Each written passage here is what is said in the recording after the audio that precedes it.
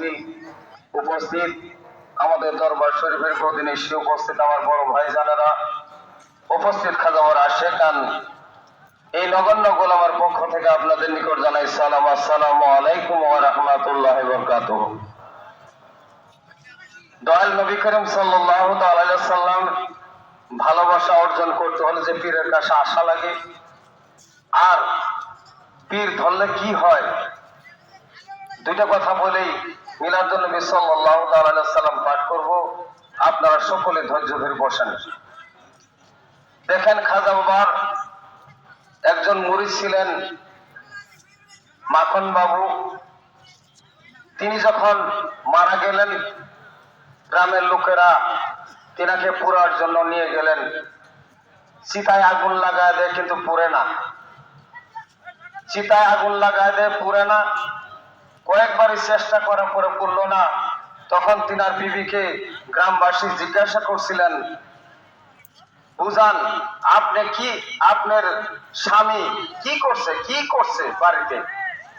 তখন তিনার স্ত্রী বলছিলেন যে তিনি আমার খাজা এনায়েতপুরীর কাছে মুরিদ হয়েছিলেন, আর সারা রাত তিনি কান দিছেন।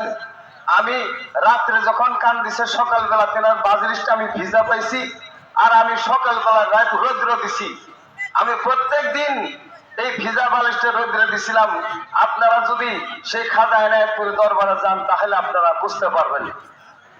তখন সেই গ্রামবাসীর লোক খাজা এনায়েতপুরী দরবার দিকে চললেন, যায় জিজ্ঞাসা করলেন, খাজা বাবার আওলাদ বুনিয়াদকে জিজ্ঞাসা করলেন, ঠিকই মাখন বাবু খাজা বাবার এনায়েতপুরী তরিকা নিয়ে তিনার চিতায় আগুন লাগে নাই, তিনার পশম পর্যন্ত পোড়া যায় নাই।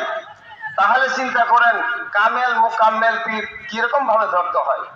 কি ইবাদত করছিলেন মাখন বাবু, যার জন্য খাজা বাবা এনায়েতপুরী এরকম দোয়া করছিলেন, মহব্বত করছিলেন, ভালোবাসছিলেন, আল্লাহ তাআলার পিয়ারা বান্দা হয়ে গেছিলেন। খাজা বাবার মহব্বত ভালোবাসা অর্জন করার জন্যই আজকে এই পবিত্র উরুস শরীফে আপনারা হাজির হয়েছেন। সেই ভালোবাসা অর্জন করে বাড়িতে নিয়ে যাওয়ার জন্য সকলেই চেষ্টা করবেন। দেখেন, আমি এনায়েতপুর দরবার শরীফে যা বছর উরুস শরীফে গেছিলাম, ওলিদের কানেকশন কিরকম এই কথাটাই আমি বলি। বড়ইতলায় যখন আমি শুক্রবার দিন মাগরিবের নামাজের পর নফলের মোনাজাত করলাম, ওই দরবারে মোনাজাত করার পরে আমার শরীর অসুস্থ হয়ে গেল। আমি গেস্ট হাউসের ভিতরে, আমার জ্বর অবস্থা। তখন আধা ঘন্টা পর এক জাকির ভাই কাঁপতে কাঁপতে হাতে একটু দই আর মিষ্টি নিয়ে আসলেন। আসে বললেন যে বাড়ির ভিতর থেকে পীর আম্মা পাঠাই দিচ্ছে, আপনি বলে অসুস্থ।